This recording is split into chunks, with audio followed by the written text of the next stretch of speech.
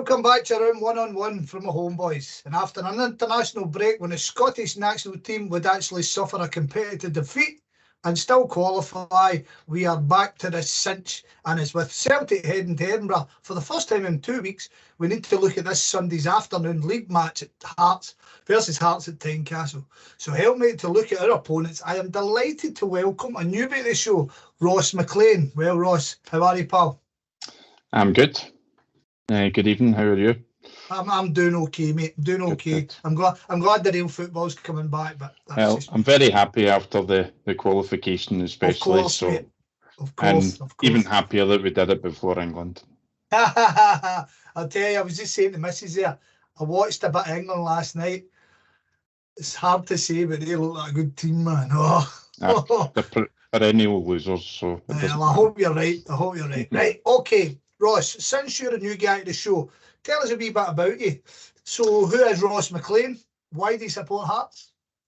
I'm 53 years old. I was born in Edinburgh, albeit Leith. Oft. I know. I did when I was, but from being born, I actually lived in Wheatfield Street, right across from the stadium. Wow. So my mum and dad decided to flip and move to a new town in East Kilbride. So I've lived in East Kilbride pretty much all my life. Well, I have all my life really. So right, okay. Round about daft. Yeah, it has its ups and downs, you know. So it's all right. It's been a good place to grow up, to be honest. And as you'll probably hear, I wasn't always a Hearts fan because at one point I get bullied into supporting another team, which I'm glad I don't support anymore. So right, okay. I don't know why I pull that string. Not yours, put it that way. And I don't know, for some reason I just my dad used to take. There's a Glasgow Hearts supporters club which used to be called East Kilbride and Glasgow Hearts Supporters Club. And what they did was, what my dad did was he used to go on the bus. He was one of the conveners and stuff. So, but he used to bring me to games. He bought me a Rangers top, and every time I wore it, he would show it to everyone. He even made me wear it to Hearts games, believe it or not. He took me to all the Hearts games and made me wear a Rangers top. So, but it just came to a point where I get fed up with it, because I think the only time I ever saw Rangers was in a friendly with Hearts, because Hearts were in the lower divisions at the time. And I don't remember seeing much of them on the TV, really, to be honest. So I wasn't really a fan. So I just got bullied into it. And then I think it was the last year. It was from moving from one school to another. And the last year before I left, I got that sort of way about me that I just decided, and I turned around to all my classmates and told them I'm a Hearts fan and nobody is going to make me change. So that was that, and I've never changed since. So that was 1980. I didn't bother. I just turned around primary 7 and told everyone, this is my Hearts fan, if you can't deal with it, tough. We're pretty much still in the first quarter of the season, so we can have a wee look back at last season just to see how we entered this season and where we're at, right? So Robbie Neilson, fresh from a third place finish and a Scottish Cup final defeat, started the third season as gaffer. Due to that final appearance, it meant that Hearts would compete in the Europa League, joining in the playoff round, thus guaranteeing European football until November in the very least. League-wise, good start, ended pretty bumpy pretty quickly. So as the team entered the World Cup break, the 1-1 draw at home with Livingston, Hearts sat in 5th place, 15 games played, 6 wins, 3 draws, 6 losses, 24 goals scored, 25 conceded, goal difference -1, 21 points on board, 2 behind Livingston, 4th, and same with St Johnstone and St Mirren 6th and 7th, right? So the League Cup also came and went, 1-0 home defeat by Kilmarnock at the end of August, disappointing way to exit the tournament. And also European football also came and went. A 3-1 aggregate defeat by Swiss champions Zurich was a disappointing, if not an unsurprising result. However, George Grant being sent off in the second leg with all to play was hugely annoying. So the team would then drop into UEFA Conference League groups, drawing with Istanbul, Başakşehir, RFS of Latvia, and Serie A giants Fiorentina. Now, I'll fire through these and then we can have a wee chat about where you were from at this point. The group started badly. 4-0 reverse by Başakşehir was followed by a good away win over RFS with goal for Shankland and Alan Forrest. Nice 2-0 win. Another home defeat, 3-0 this time by Fiorentina, and then a humbling 5-1 away defeat by the same team. Another 2-1 away win, home win over RFS was followed by an away defeat by Başakşehir to finish the group. 6 games played, 2 wins, 4 losses, 6 goals scored, 16 conceded. 7 behind Fiorentina, 2 ahead of RFS and out. Right, so at this point, so the World Cup's just ended. European football is already come and went. Yeah. You're at the League Cup. How are you feeling at this point, not knowing what was kind of coming down the line? Were you still on board with Nielsen? Because he seemed to be under pressure a lot of his time at Hearts, the second time anyway. I felt sorry for him because basically, you know, Hearts had quite a lot of injuries last year, and to cope with so many, competitions as well. The League Cup was probably a sacrifice at the end of the day because we were in Europe, you know. So, and I often feel that, well, teams are excluded from the League Cup when it comes to playing in Europe anyway, aren't they? But it is still a distraction. It's not a cup where it doesn't get us anything. It used to get European football, doesn't anymore. What's the point in it? So it's just another trophy at the end of the day. But I was disappointed with our foray into Europe. However, we were kind of waiting on the World Cup finishing and seeing what we could do in the transfer market. I was quite happy when we signed Snodgrass. I thought Snodgrass would make a difference. But from what I gather, he was the one that was mixing things up, which I don't blame him for because, you know, he was more or less the playmaker of the team. And I thought he was a great signing, but obviously it didn't turn out to be that way. And, you know, January was a good month perhaps as well, you know.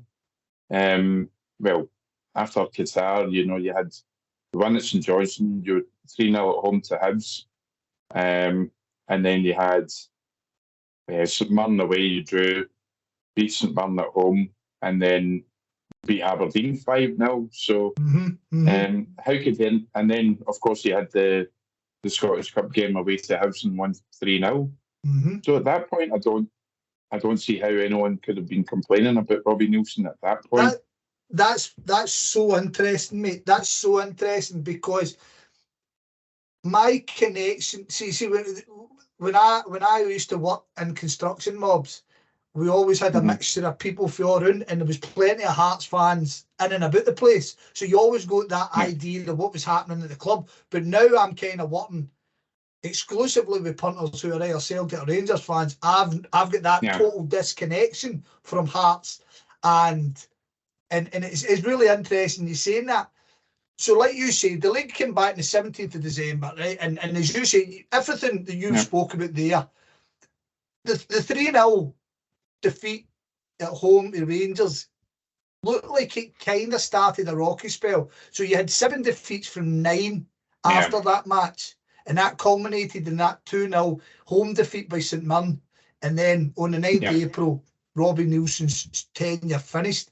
A day later, Stephen Naismith was appointed interim manager. Right, this is going to sound terrible when I say this. My connection to knowing what is happening at Hearts is listening to Halliday on Open Goal. Do you know what I mean? Yeah. And then and I watched a load of their live shows, and the Hearts representative on them was no happy with Robbie Nielsen right from the off, it seemed. I mean, was there a split in the camp, really? Because you're obviously showing a bit of sympathies, but there must have been a guy sitting beside you kind of the opposite. And in a way, Nielsen had a way of playing which wasn't exactly pretty or great to watch. When it worked, it was great. When, you know, there was no Hearts fans were complaining after the the 3-0 win at Easter Road in the Scottish Cup. No one's complaining after that day. So certainly when you get a run of results that don't go for you, that's when everyone starts to complain. And even after losing the home game against St Mirren, you know, that was that was 5 wins in a row, and defeats, and that included 2 against Celtic, of course. Not hammerings really, you know, but there were still defeats, and then to go to Aberdeen, lose Kilmarnock, and then obviously the one was the St Mirren one, which then had Naismith installed as a manager. Naismith was doing a good job with the under-19s, and I think that's the reason why he was put in the first place. But it's still early days for him, even, you know. Don't get me wrong, I feel sorry for Robbie Neilson. The one thing I'm not a fan of is, and you'll know that this season, as coaches coming back, the same way as players coming back, I'm not a fan of it. I never have been, because they're never as good first time round. They're always the better one, you know. And you're always looking at your past history. As a Juventus fan, I could say, like, with Massimo Allegri, nobody wants him. None of the fans want him. So it's kind of like that. And Robbie Neilson's first tenure was great, because if you remember, it was we get when we got the points docked and we went down into the Championship, and the Championship happened to be the same time as when Rangers came up. The Rangers came up, and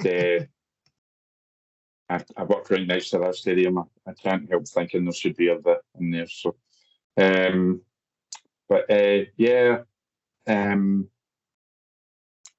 race for the Championship was ended up winning by Hearts, and Hearts won it. It was clearly over 100 points, and we're well ahead of Rangers. So, I don't think he got the plaudits for that way back then. And, you know, much like Brendan did, you know, he ended up joining Leicester as well. So, so when Leicester were looking at coaches that were in Scotland anyway. And, you know, I think he did well back then. And I think he had probably had better players back then as well. That was obviously, I think that was a bit obvious as well. So there was a lot better players coming through then. But I just think second time round, it just doesn't work, unfortunately, for him. And I feel sorry for him, because I honestly thought Snodgrass would be a great signing for us, but obviously not as a winger. He's at 34, 35, he's not going to be playing as a winger. But it just didn't turn out to be that way. And they went in a run of 6 games in defeat, 6 games in a row in defeat. And you know, not his fault. We never lost the house the following week. He's never got a chance. So, but But as you say, I just don't like managers coming back after a successful spell. Does they really work? It might work with you guys this year. I was going to say, I hope you're bloody right. Well, right. So he was sacked on the 9th, and then a day later, Stephen Maysmith was appointed the interim manager. 5 days later, Hibs managed to beat Hearts for the first time in 10 fixtures. So a great start. That was followed up by 2 wins, a defeat, and 3 draws. So Hearts finished the season in 4th place. 30 games played, 15 wins, 9 draws, 14 defeats. 63 goals scored, 57 conceded, plus 6 goal difference. 54 points on board, 3 behind Aberdeen, 2 ahead of Hibs, sitting in 3rd place from week 19 to 30, and then it was 4th until right up to that final day. In the Scottish Cup, I think it was the 3-0 defeat that killed it. I think that was the 3-0 defeat at Aberdeen was the one that killed it, because Hearts fans were probably expecting to be above them. And I would have thought so. Especially after the season before. So, in the Scottish Cup, 3-0 battering of Hibs at Easter Road on the 22nd of January sent Hearts to the 5th round in another away tie, this time at New Douglas Park, Hamilton Accies. 2-0 win set up a quarter-final tie, this time at Tynecastle with holders Celtic, and obviously a 3-0 win finished the Cups for the season. Right, so all in all, what was your thoughts on the season? Because after the season before, I would imagine that you as a Hearts fan and representing Hearts fan, you're looking at consolidating third place, making third place your own, and then maybe as you say, maybe doing something in Europe. Well, third place would have been was really the least that Hearts fans were expecting last year. Doing something in Europe, don't get me wrong, Fiorentina aren't that great a team. They're a bigger team than Hearts, but they're not that great a team. So with Robbie's defensive tactics and to end up losing 4-0 and things like that, you know, you kind of wonder why didn't you just have a go at these clubs if you know, it would have been better to have a go than to lose 4-0 than to not have a go and lose 4-0, you know. So, and don't get me wrong, Başakşehir here are a heavily backed Turkish team. I think they are the third team in Istanbul behind Galatasaray and Fenerbahce, sorry. So certainly they're quite heavily backed. So they've got good players that are just below the standard of those two, you know. So, but yeah, they were always going to be a hard team, but they're a sort of same sort of size of club with a bit better backing behind them. So to lose so heavily against them, that wasn't pleasing really either. So, but you know, ended up being his downfall. But I don't think he had as big a squad then as we probably do now. Right, I think we've got a bigger squad now. You've just got more injuries now. That's the only problem. Well, that's a perfect segue, mate. Is that you're an expert here? So we'll kind of move on to this new season, right? So I know you're going to know what I'm going to say here, right? So first things first, right?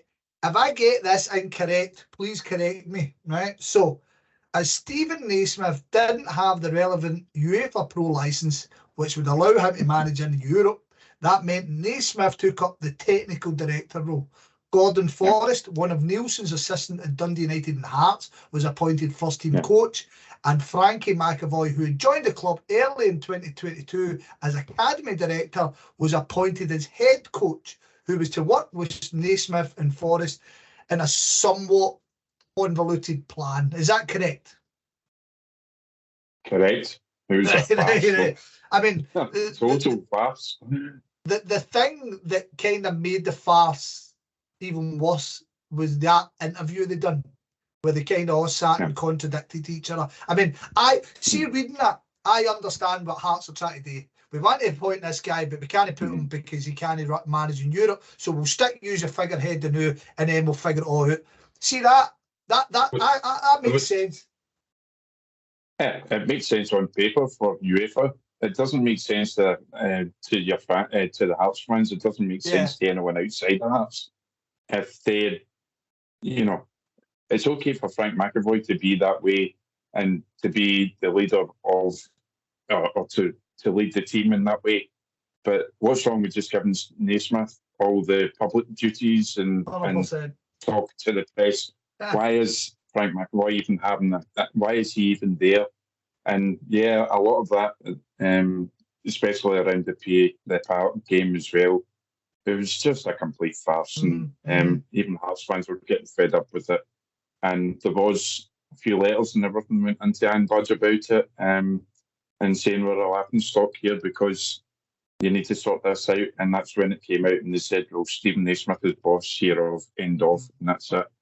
So a lot of people were getting to the stage where they get fed up with Frank McAvoy, to be honest, and nobody really trusted him. A lot of people wanted him out. The irony of that, Ross, is the kudos that Hearts have had since the farcical relegation under Levine. I think Hearts have taken a lot of kudos because of the Hearts. I can't remember the name of it. The fund that set up the Hearts, they basically bought the club and stuff like that. I mean, I think that's an absolutely fantastic institution. I really do, and it kind of sways my opinion when we come on later to talk about tickets and stuff. It sways my opinion why fair dues. So, but at that point, Federation of Hearts. Fair days and a half. My apologies. I should have checked out. Right, But for then Hearts, they kind of get themselves into that situation was kind of, you're like, fuck's sake. Nah. I mean, you're one of the biggest clubs in the country. Fucking organise yourselves. You know what I mean? People call it the Saints. We you know what I mean? I think, and you know, if Rangers had gone that way in the first place, they wouldn't have had a problem. They wouldn't have had the problems that they're having. They seem to just want people to come in and just spend the money. You guys are different because you had Dermot Desmond there and you had Fergus McCann before that. So you had two guys that had plenty of backing behind them anyway. Mm-hmm. But I always think that most clubs should be fan owned because at the end of the day, it's their club. And what they have to go through should be, you know, buying a season ticket for £400-500 a season is nothing.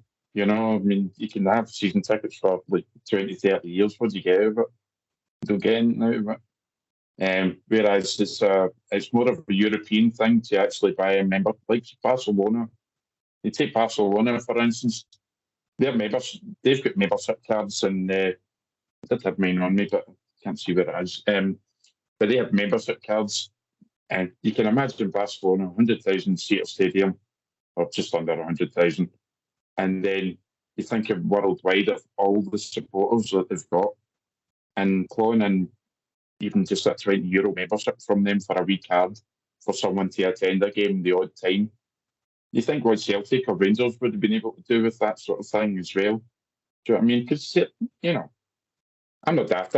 I go abroad, and when I was younger, I went abroad, and the minute you mention Scotland, and typically in places like Spain or Italy or that, the first thing they'll mention is Glasgow Celtic, obviously because the Catholic team and everything else, and you fully expect that. I hadn't been to Holland and actually had anyone asking me about the Rangers, you know, so I mean, that didn't seem to happen either, so not many people talk about them as much as Celtic obviously get mentioned first, you know, so it's just the way the world is, you know. But no, I think it's an. I think it's. Oh, sorry, crack on. You feel those fans would actually like the fact that they just mention them, the fact that they just say that. You feel that they would actually probably like something like that just to have an affiliation with a club like Celtic, you know, in the same way that they have affiliations with clubs like Real Madrid and Barcelona. So, and that way it's driven by the fans, and more than just the fans that follow them every week. Mm-hmm. Yeah, definitely. I concur wholeheartedly. Right, so ins and outs. Amazingly, not so much ins and outs going on at the summer, the club this summer. Right, so I'll fire through these and then we can have a wee chat about them, okay, mate? So, out first. So, as you already said, Robert Snodgrass had already departed the club in April after Nielsen's removal. Last season's loan player, Garang Kuhl and James Hill both departed the clubs back to their parents' clubs. 21-year-old midfielder Scott McGill, who played in loan at Raith Rovers last season, joined the club permanently. 35-year-old Northern Irish international fullback Michael Smith left the club for Yeovil Town after spending 5 years and 202 games at the club.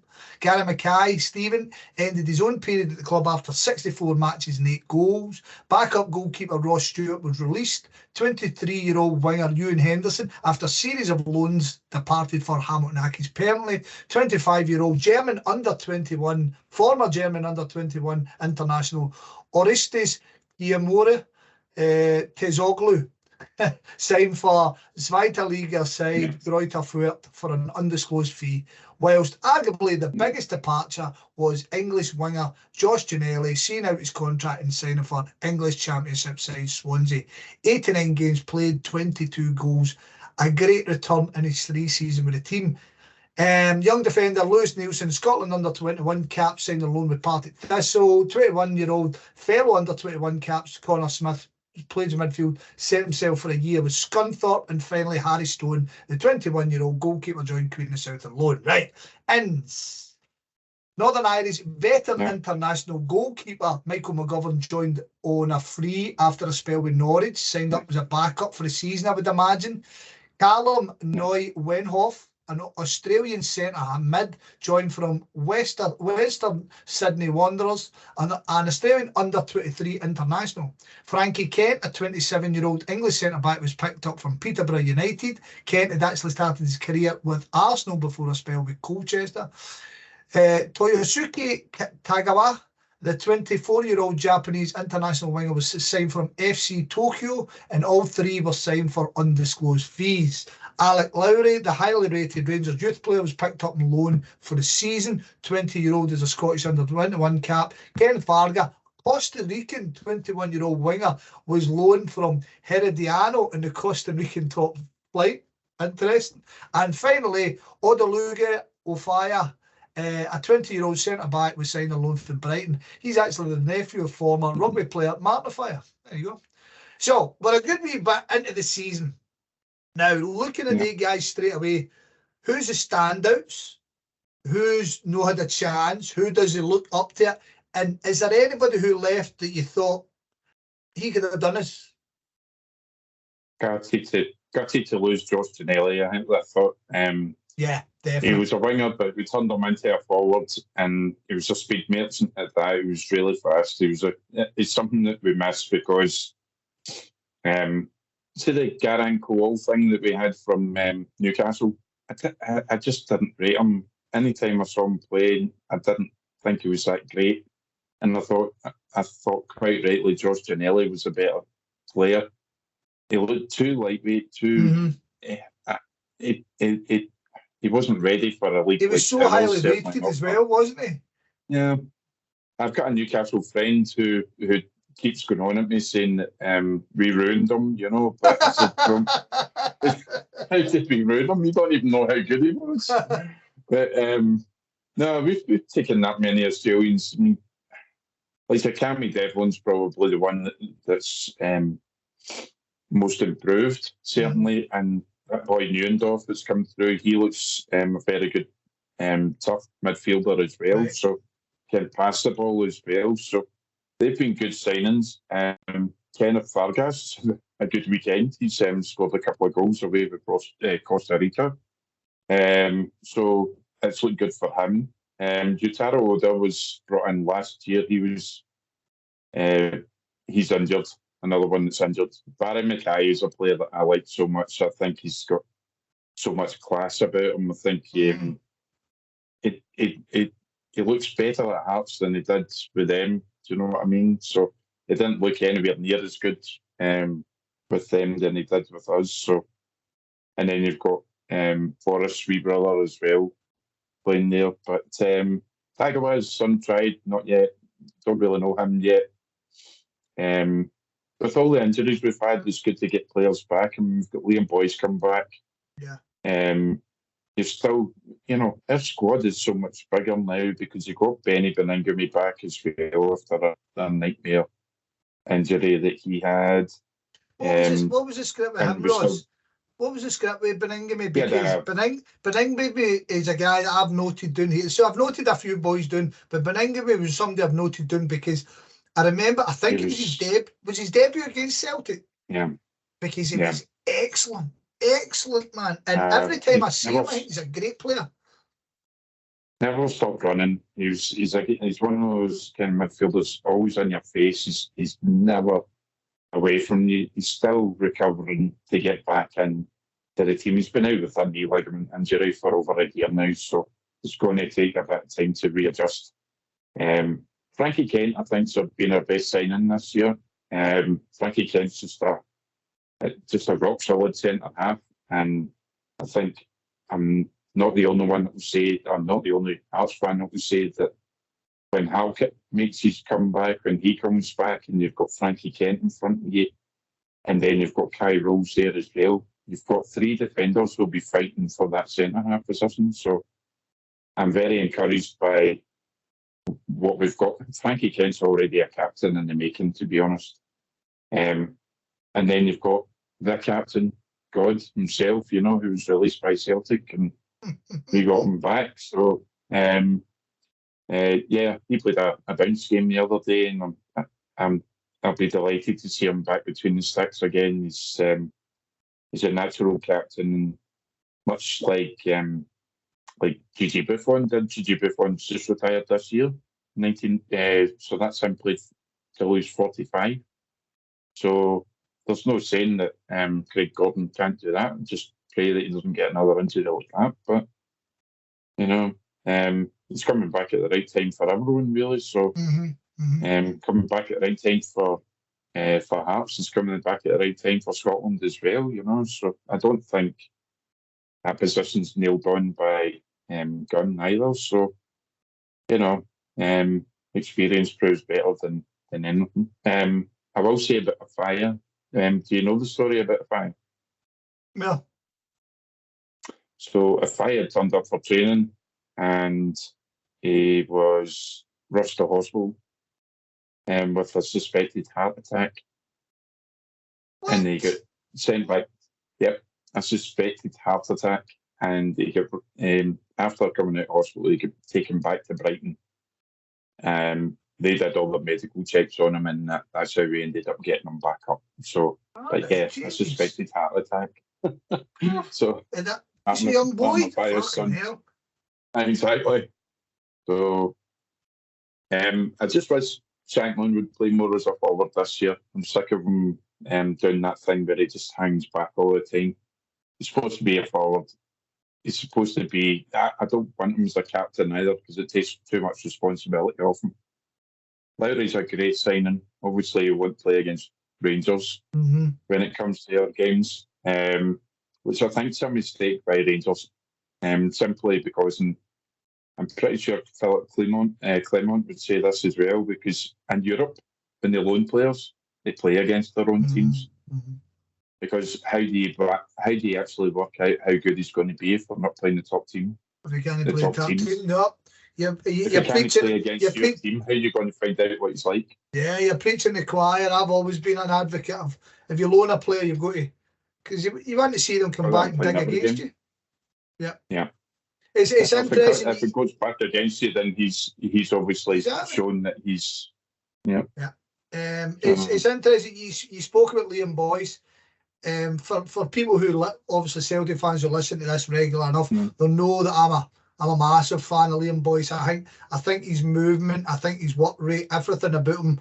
He's obviously no that top quality, but he's a very, very good football player, and he always gives me concern. Very clever, and he's a perfect foil for Shankland. Like you say, if Shankland plays a striker role, isn't he? Yeah. Yes, I would rather have Boyce in that position than have Shankland up front. But I think Shankland's probably struggling because of the fact that he doesn't have someone like Ginnelly in front of him now. Yeah. So I think that may be the problem. But that's when you've got Vargas, Tagawa. So we've gone down the same route as yourselves, gone to the J League, we've gone to the Australian League as well and look for players, So, and I think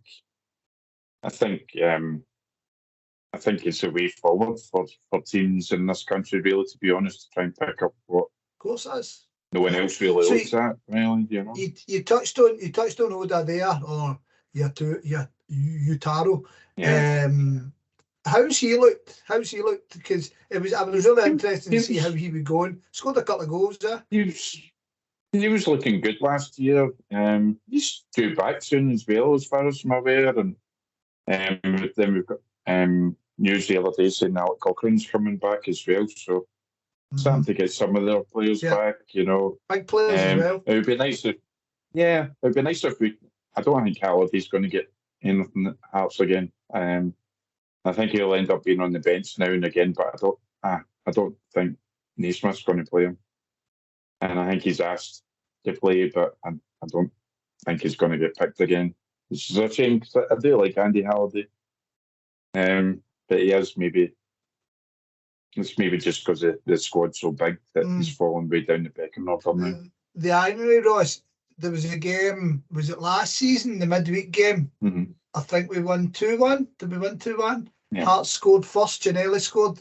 And I thought Andy Halliday, I sat in the main stand that day, and Andy Halliday was outstanding. Outstanding. I couldn't believe he was almost the playmaker for Hearts playing at left back. It was wild watching him. I was like, no way. So, but as you say, guys like Cochrane coming back and stuff like that. Yeah, that's your future, isn't it? Really. You'd maybe need to put a green and white strip in front of everyone. Maybe put in front of Andy Halliday all the time, and then he'll play well all the time. I don't know. It just seems to up his team a little bit. Right, okay, so this season, obviously with Hearts finishing 4th in qualifying for the 3rd round, qualifying for the UEFA Conference League, it meant the team would avoid the League Cup groups again. So season started against St Johnstone on the 5th of August, a strong 2-0 win. That was followed by a 0-0 draw with Kelly at home, and then defeat to Dens to Dundee 1-0, and then another home struggle, a 1-0 defeat to Motherwell. During that time, the team had disposed of Norwegian former European giant of Rosenborg, but faced a stiffer tie in the playoff. Spirited 2-1 defeat at home to PAOK, who had finished 4th in the Greek League, gave hope, but a 4-0 cuffing ended Europe for the season. That in turn ended Frankie McAvoy's official tenure as head coach, as Naismith took the managerial role, with McAvoy falling back to assistant manager. Things picked up with a good 2-0 win over Aberdeen, but then a 1-0 defeat to St Mirren away wasn't great. Following another away tie, but a 1-0 win over Ross County was followed by a 2-2 derby draw with Hibs, which will no doubt frustrate after being 2-0. So at Hearts sitting 4th, 8 games played, 3 wins, 2 draws, 3 defeats, 7 goals scored, 5 conceded, plus 2 goal difference, 11 points on board, 4 points behind St Mirren, and in 3rd and 1 ahead of Motherwell in 5th. In the League Cup, a late August stuffing of Partick Thistle saw Hearts win 4-0, and that was followed by a great quarter-final, last gasp 2-1 win over Kelly away in September, and that sets up the semi-final game with Rangers at Hampden on the 5th of November. Right, so I have to caveat this. I've watched highlights of every game if I didn't watch the game itself. So, European-wise, Rosenborg game, the Rosenborg tie, this is from afar. I watched, and now I think about it, I watched both legs. Yous were, in my opinion, lucky to come out the first leg without a proper scudding. But the second leg was as exciting as what a game of football I've watched in Scottish football in ages, and it was, and I was cheering these on, and that must have been sensational. It was quite amazing, to be honest. Nobody expected to be a Rosenborg, especially after losing the first game. So.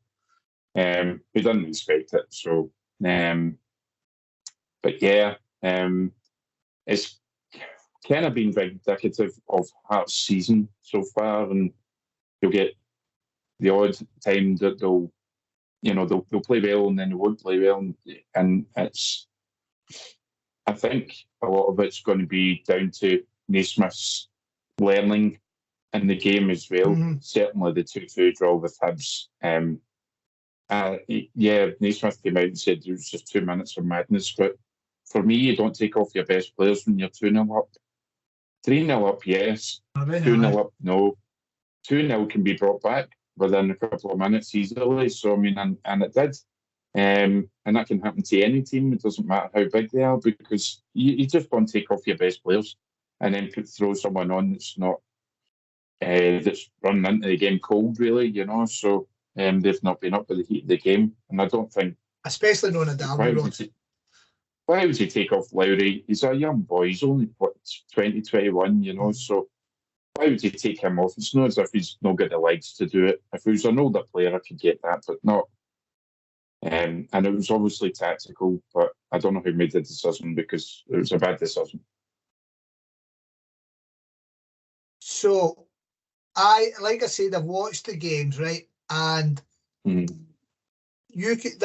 is on you to tell me, from what I'm seeing, if you're playing a counter-attacking team and Hearts get plenty of possession, you don't seem to create much. That's the thing. Yeah, you can. If somebody comes at you, you kind of embrace that space, and it's a more. I mean, the best games you've had, Aberdeen, which was 50-50 possession. Hibs 50-50 possession. Dundee, you'd all the ball. St Johnstone, all the ball.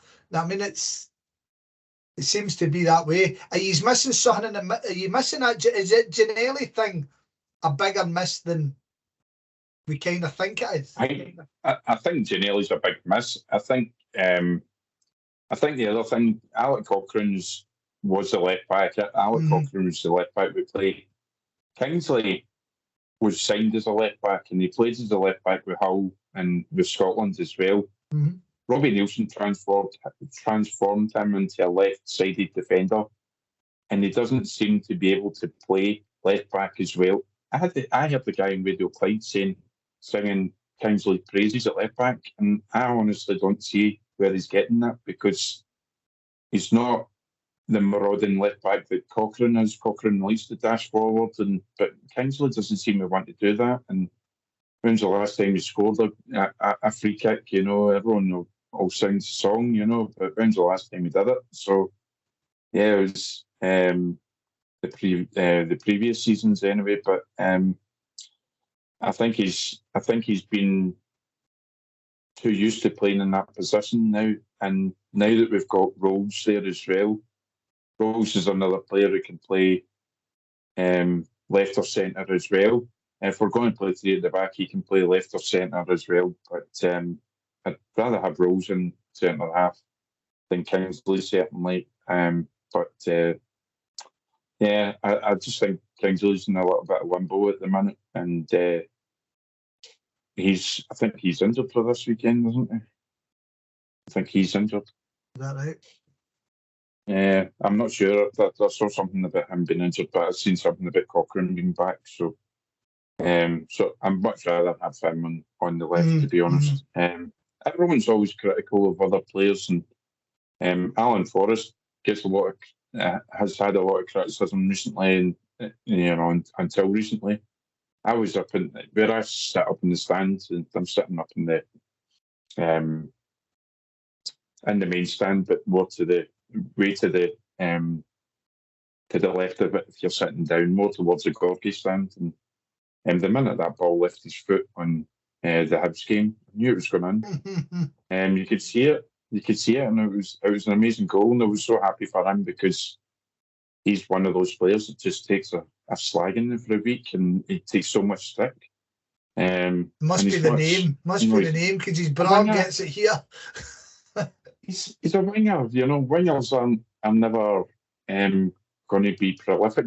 Not prolific. They're always blow hot and cold, you know. Wingers don't do that. Yeah, totally inconsistent. You can't expect anything other than that from a winger. So, you'll get good games, you'll get bad games. I mean, I remember Neil McCann when he played for us, and he was great for some games, crap for us, you know. But you remember the ones that he played well on. Of course, yeah. Yeah, so I don't know. I'm not sure about this week. I don't know what's going to happen. Like I say, I think you're an expert. You're segueing everywhere, right? Before we go hammer and tongs into this weekend, right? Yeah. So this Sunday, 2:15, Tynecastle. Hearts made a decision at the start of this season. Well, I think it was like the end of last season, right? So Hearts have made a decision to cut the allocation of visiting fans down to, I don't know if it's a percentage or just a number. So generally it's around 600 tickets. And obviously, apart from the Hibs game, I should add, Hibs game, it's been a reciprocal, we'll give you this, you give us that, right? Which is fair dues. Yeah. So Celtic fans have been put out by this, as it's came on the back of Rangers' decision, and then St Mirren's decision, Ross County's decision, Kilmarnock's own decision to kind of... So the things that people became accustomed to are now being kind of reduced. And it's a source of frustration for the Celtic fans. Now, you have the Hearts view, and I'm very interested in hearing the Hearts view on it. Well, actually, there was a letter sent from the Celtic Supporters Association in regards to this, and I actually replied to the Celtic Supporters Association with a letter stating facts and figures and things like that. From what I see from it, and you only have to look, for me and for any fan to look at it, you take it as a percentage of the stadium. So the percentage of the stadium that we're giving Celtic this Sunday is 2.8% of their stadium. It's only a 20,000 seater stadium. They can do the segregation in the stand, behind the stand. So if you've been to Tynecastle before, when you go the pie stalls behind, there are shutters that can go down for each section in that stand. So that's the reason why they've done it that way. The other thing is as well, you've got to include security that would always go right down the side as well. I'm not sure exactly if it's just the top half you get or whether. I've got a funny feeling that the bottom half is like for flags and things like that if fans are bringing them through, because it's just too close to our mad bunch of Hearts fans that sit in section 8. And the other ones that stand down the bottom of section 8, and they're the. I'm not saying anything against them, but some of their views aren't the same as mine. So if you put it that way. The Gorgie Ultras are fine there, and the Gorgie Road stand opposite, and they're the ones that create a bit of noise and everything. And they've done well this year out of that. Ultras is a thing that's gone right throughout the whole of Europe, and it had to catch up here eventually. So obviously you guys have had it already. Yeah, they got their own wee section and what was the family stand. So they've actually managed to take over that. So the family stand now stands at where the Celtic away support will be. So that's where they are now. That's where most of that's the spare. They sold them the season tickets because they've sold them the season tickets without the Hibs game. That's the only game. 2 Hibs games is the only ones that they can take off them.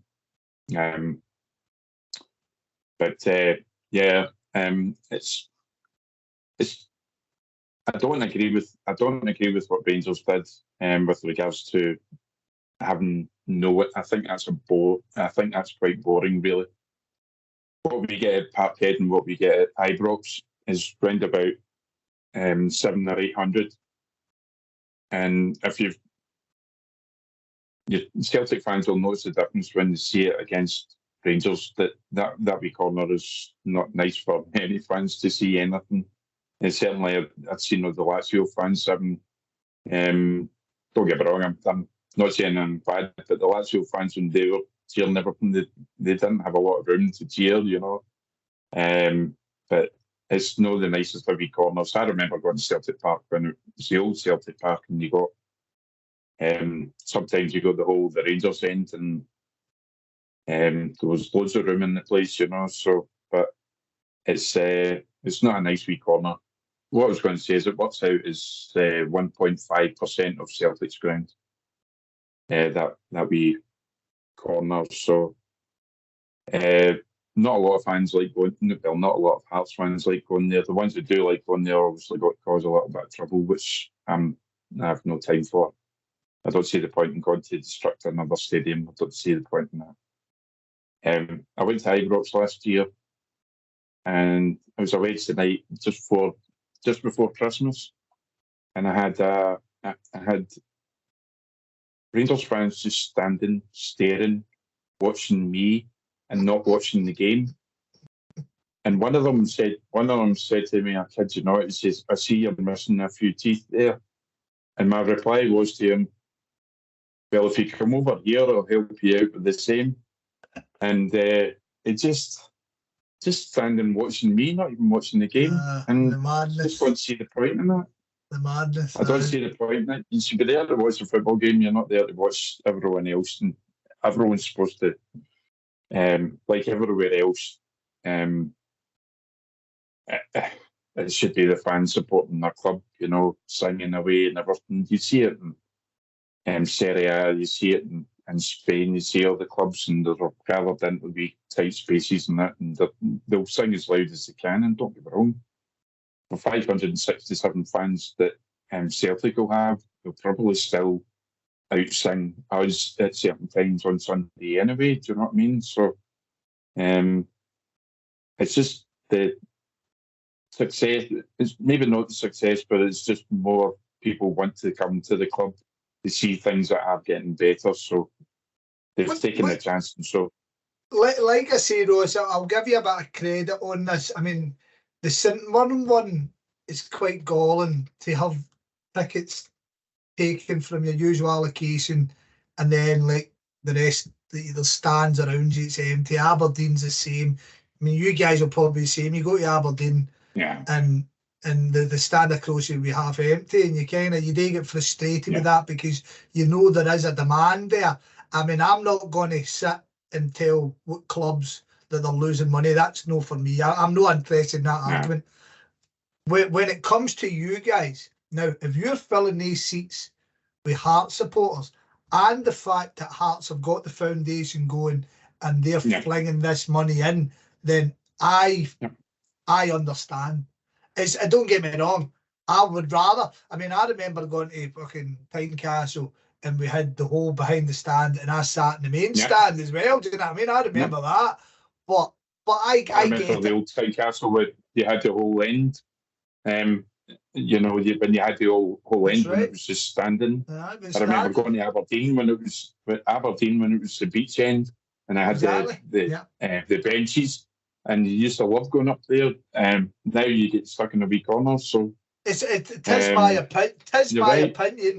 It is my opinion that away sections should all be standing, and every club should have a family stand that allows home and away supporters. But what the fuck? I know good football. Right, anyway, right. So, last season we played on 5 occasions. 2-0 win at Celtic Park, followed by the October 4-3 belter. That's Celtic win at Tynecastle. Next was the March doubleheader, 3-1 win at Parkhead. That was the one I was talking about. And then the 3-0 Scottish Cup in Tynecastle. Final match, 2-0 win at Celtic Park, at Tynecastle as we clinched the league. Right, so I don't think any... Maybe the last one, but I generally don't think any of them are relevant due to Nielsen being the manager. Now we've got Naismith. So this Sunday, first meeting of the season. As I've looked this season, Naismith's generally set up 4-2-3-1. I ask you the question: how do you think you'll set up on Sunday? Who do you think will be the main players in your team? How do you think Hearts will approach the game? I don't think he'll set up too much differently than they did against Hibs. I think it will be a similar team. I'd be surprised if it wasn't, because for 60 minutes in that game they did look good. So I would be surprised if it wasn't a similar team along those lines. Kingsley did get injured last week, so I forgot about that. So they've got Rails could play at left back there as well. He's been playing left back for Australia. So I don't know. Next week on Sunday, I don't know if he might pack the midfield a wee bit more. I'm not sure. But I don't think Civic at right back's going to work. So there's a possibility he might play 3 at the back and probably put the strengthen the midfield a wee bit more. Maybe going up against Hibs is a wee bit different than coming up against the champions, you know. So it's a wee bit different. And Celtic have more of a settled team and know exactly their strengths and what they play to. And it will be the first time we've come up against another Brendan Rodgers era, and different times as well, because it basically just ends Postecoglou's team from last year, doesn't it? So there's not really much of a change. I think defensively the kind of only thing you see there with Scales is kind of Carter Vickers new coming back in the team saying that. So but well, we've obviously got new players this year as well that they'll be playing against Celtic for the first time, and Rangers as well. So we've got new players that will be playing against them. Lowry will obviously play against you, but not next week. So I don't know if that will be in Naismith's thoughts or anything at all, because he will have to, unfortunately, work out what kind of team he's actually going to put out against Rangers in the semi-final as well at some point. So obviously no Lowry. So I think there's a possibility that Lowry might not actually play on Sunday, and he might actually just strengthen the midfield and have him as a sub to come on. I don't know, really, to be honest. I think the mistakes of last week of Sabic at right back is not great. I'd rather have a Fire there. But Nangamy's not up to scratch yet, but here's something the 2 weeks has probably made a difference. 2 weeks off, so that might have made a difference. I don't know. Well, it's basically up to the players that are up for the game, really. So we'll find out Sunday and see what the team is, and I'm sure most people will be up for it. The 4-3 game is probably the best game we've had against Celtic in a long time, and that was when VAR was introduced, wasn't it? Yeah. First weekend, and it's the same referee, Nick Walsh. So I have to be said, I didn't like it then, but I thought it was the future, and now, a year down the line, I would fling it in the bin. I think it's atrocious. I'm of the opinion, throw that in goal line and offset, throw it on the bin. Just get it back to normal. I think it's not been used properly. Everyone can see that it's not been used properly. If you've ever watched American football, you'll hear them talking about it. You hear the referees saying exactly what they think. That's the part that's missing because there's no communication there. Communication, the VAR thing is supposed to be used to show what the referees are thinking, and that should be heard by the viewers as well, or through the stadium as well. But they seem to be a bit coy and all of that. If you slow any picture down to show what you want to show, it will show what you want to do, and they'll do that. If you show the whole picture, if you show the whole action, just like the Tottenham game, that was one of the worst ones, really, to be honest. And there's been a lot of them in international as well. And the goal Scotland never got, and the goal Spain never got the other day as well. You're like, God, really? But yeah, in some sort of way, I hope it's not the World Cup next year, or I hope they're going to improve it and make it better and make it more sacrosanct for everyone to actually know exactly what's going on, rather than just themselves. So I think there has to be more communication, which is something that's obviously hard for referees to do, really, to be honest. They never did it before, so why would they do it now? Right, Ross, I'm going to push be used properly. Of course, I'm going to push you on it then. Give me a prediction. I'd take a draw. I would take a draw in a heartbeat, but if it was a possibility of a win, obviously I'd be really happy. Right. But I would take a draw right now if we could. Right. Okay. We'll finish it off just about there. I'm going to ask you one last question. What is your hopes for the season ahead for Hearts?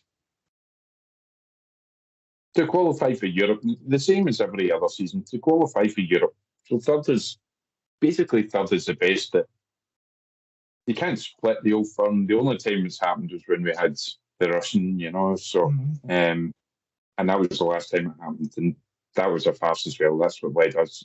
That's a different podcast itself, mate. Yeah, absolutely. But